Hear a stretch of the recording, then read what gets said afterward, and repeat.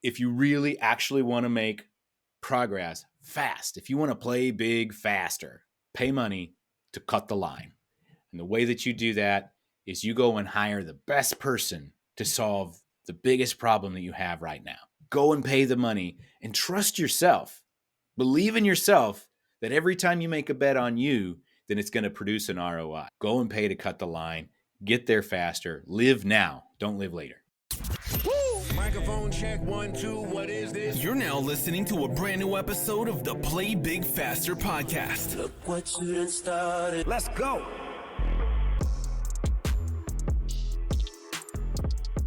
Welcome to another episode of the Play Big Faster podcast. We are joined today by Josh Thomas. Josh is the founder of Factor One. It is a very unique business advisory, and it really works with entrepreneurs. And so for all of you entrepreneurs out there who are wondering how to 2x your business growth, Josh is here today to spill some of the beans. Hey, Josh, how you doing? I'm doing awesome. It's an amazing day. The birds are chirping. The sun is shining. Everything's great. Awesome. Look, it's a little chilly where I am, but we do have some sunshine. Where are you at today? Austin, Texas. Austin, Texas. Okay, I'm in the beautiful metropolis of Flowood, Mississippi. Okay. So, definitely, Josh, I love the fact that, one, you work with entrepreneurs because there are so many opportunities for people who are just trying to be innovative, sell products and services. But when I saw that you could actually help people grow their business in 90 days to exit, I was like, I got to talk to Josh. Come on, Josh, spill some of those beans. Tell us how you found it, Factor One, and actually what Factor One does. Sure. I think let me answer the first question there first, which is how do you grow your business quickly? And there's a couple of ways to do that. The first one is we have to understand the answer to one question. And that question is, what do you want?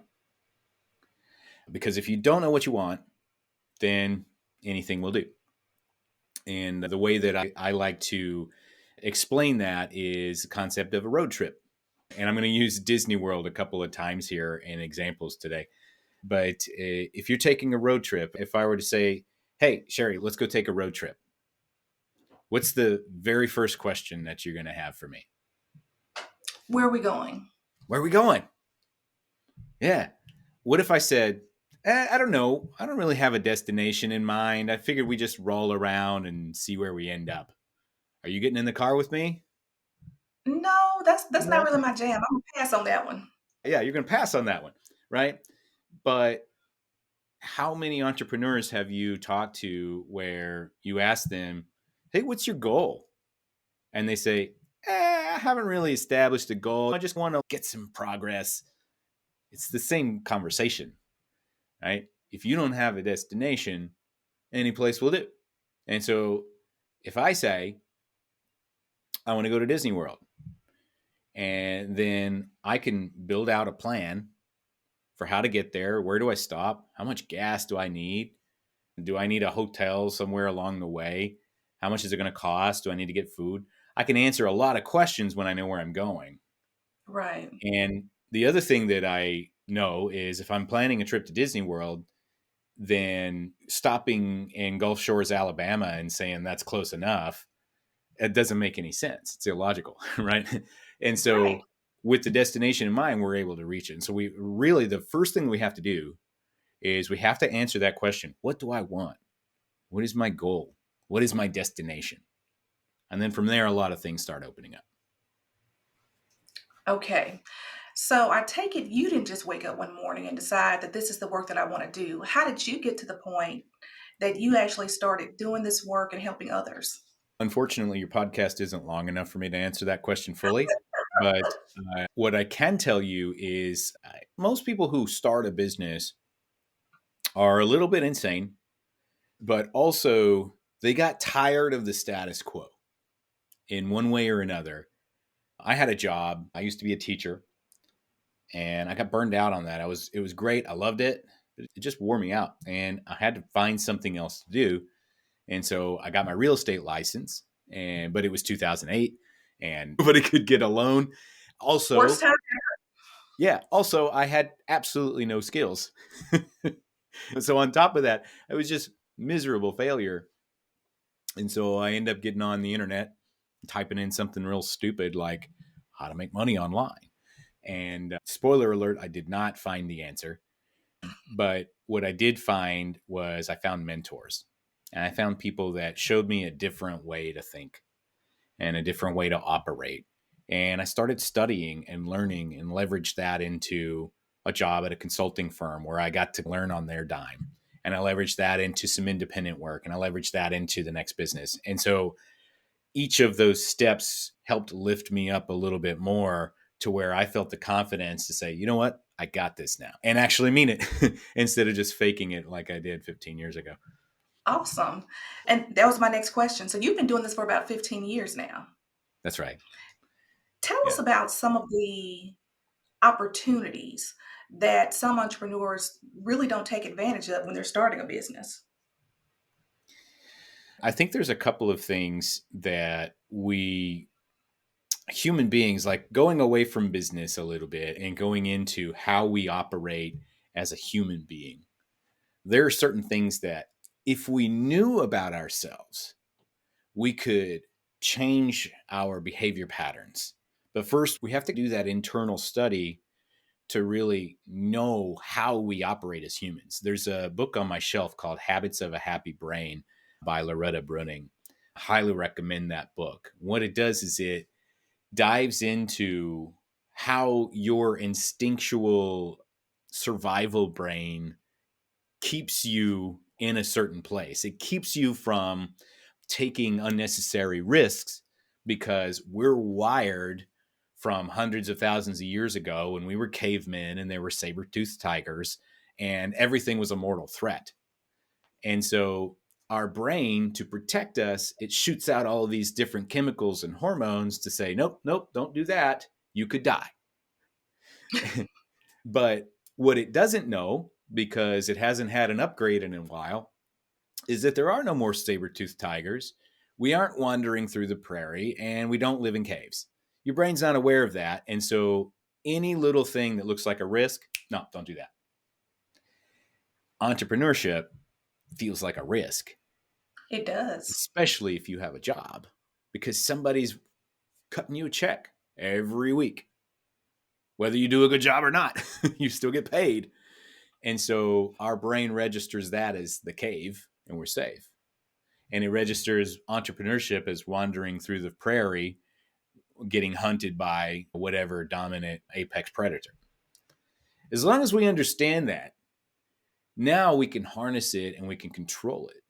Now I know next time it's like time to make a risky decision, this might not work, but that's okay. If it doesn't work, I'm probably not going to die. I'll More than likely, probably survive this failure, and I'll be smarter and better on the other side of it. And so I have to embrace that risk. And, well, what if it doesn't work? Then it doesn't work. We'll figure it out from there. this is so good. And okay, so we got past that portion. Where does like someone wanted to work with you to start maybe learning some of these skills? What is it that you do with entrepreneurs exactly? So most of the business owners that I run into that have gotten some momentum, either they're just starting or they've been going for a while. Hustle is going to take you from your job to maybe replacing your income. And once you've done that, hustle fizzles out. I'm working hard. I'm going out. I'm selling to my friends and I'm opening up a shop. And hey, come to my restaurant, come to my shop, buy my service, whatever it is. We can hustle our way into a business. But at some point, hustle just runs you into a wall and it won't take you any further. And so at that point, you have a choice. You can just hustle yourself to death and stay in that same place, just kind of running yourself into a rut. Or you can get a slingshot, pop yourself over that wall, and get to the next level. In order to do that, you need two things. Number one, you need momentum. And number two, you need a mechanism. So two things there: momentum, mechanism. The momentum is, for me, what I typically do is I realized a long time ago, if you have healthy sales and cash flow, you pretty much don't have a problem. If you're struggling in your business, but you have healthy sales and healthy cash flow, you're not actually struggling in your business. You just need to appropriate resources differently. And so the first problem that I usually try to solve is, how do I solve this cash flow problem? How do I bring a bunch of sales in the door, inject your business with cash right now so that you're not worried about survival? And we can start building that mechanism, which is systems, processes, SOPs, team members, and pointing ourselves in the right direction so we can actually get to Disney World. And so the first real thing that you have to do is you got to get that momentum, because if you're standing still, you're not going to be able to get over that wall. You got to get a running start. And then once we get a running start, you need a mechanism that's going to slingshot you over it. And that's where your systems come in play. It's a two-part scenario there. Okay. So does this look like, is it one-to-one coaching with businesses, and are most of the businesses that you work with a certain size? Sure. So I work with service-based businesses that are under $2 million. For my company specifically, we have an accountability coaching, which is the other thing that a lot of entrepreneurs struggle with, which is, hey, I got a million things to do. Let me try to do all of them, which means I'm actually not going to do any of them. And so we focus in first on what's the one thing that you really need to do, and how do we set a goal, an actual destination, to know when we've gotten there. And then let me hold you accountable for making sure that you arrive. Accountability specifically, there's some science behind this, where if you commit to yourself, there's like these levels of commitment. If I commit to myself that I'm going to do something, my chances of actually doing it are 25%, according to science. If I say, Sherry, I'm going to come on your podcast, my chances of doing that are like 1 in 4 every time I say it. If I say it 4 times, maybe I'll show up once.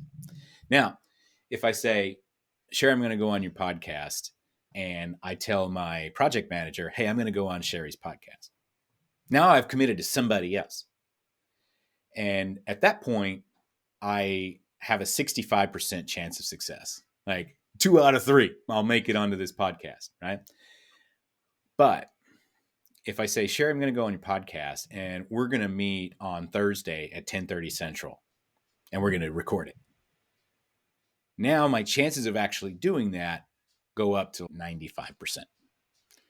And Wow. it's just having those 3 pieces in place virtually guarantee your success. And so everything that I build is around that accountability model. Hey, you want to hit this goal? Cool. Commit to yourself, commit to me, and then commit to time. We're going to make sure that it happens. Everything that happens in the middle is a little gooier, but as long as we have that rigid structure, you're going to get to that destination. And that's really the main focus. As far as what that gooey part in the middle, that's where the strategy and 15 years of experience, all that stuff comes in. But as long as you're in that structure, your chances of success are very high. And so I know, even though you say that you can start growing their business in 90 days, generally, how long do you work with these companies? Is it ongoing, or is it a term commitment? Yeah, sure. So I've had clients for 5 years. I've had clients for 1 day, and pretty much everything in between. Okay, now the 1 day, you got to tell us about the 1 day.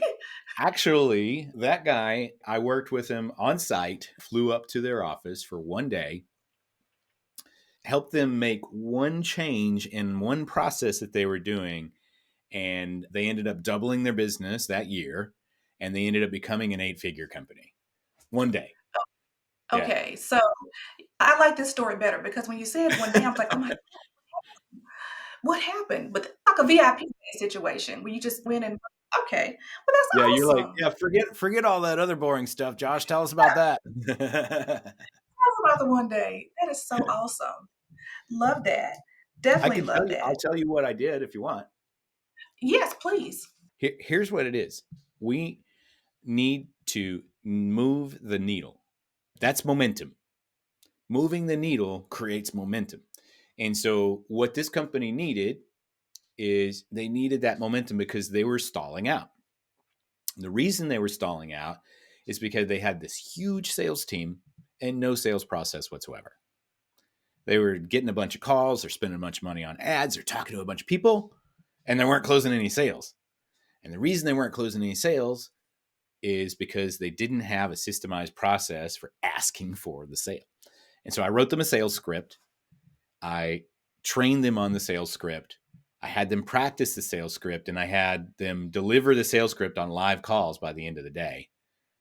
And from that day, they adopted the script, they refined it, and they ended up doubling their sales by the end of that month.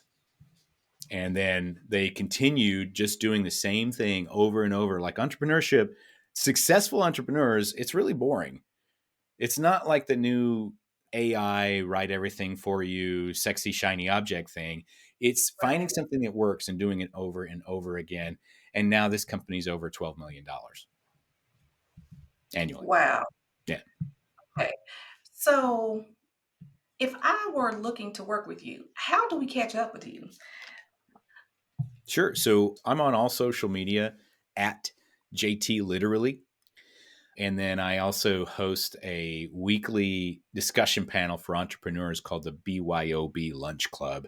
We bring on experts in various different topics, and we talk about whatever is going on. We answer questions, and we talk about any particular topic that's relevant to business owners. But if you're interested in working with me directly, if you're an entrepreneur and you feel like what I've said is resonating with you, like I feel like I'm in this rut, I feel like I'm hitting that wall, I can't hustle anymore because it ain't working, let's have a conversation. You can go to my website, factor1.io, and click on basically anything on there, and you'll be able to watch a short video that walks through what we do. And you can fill out an application for a demo. We'll have a conversation. You'll be talking directly with me.